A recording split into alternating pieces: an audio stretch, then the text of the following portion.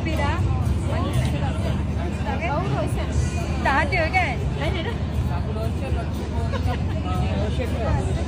Memang. Di belakang. Oh, enggak mau.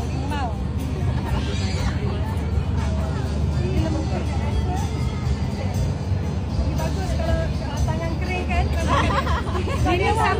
Mimi sapu kan? Gentle.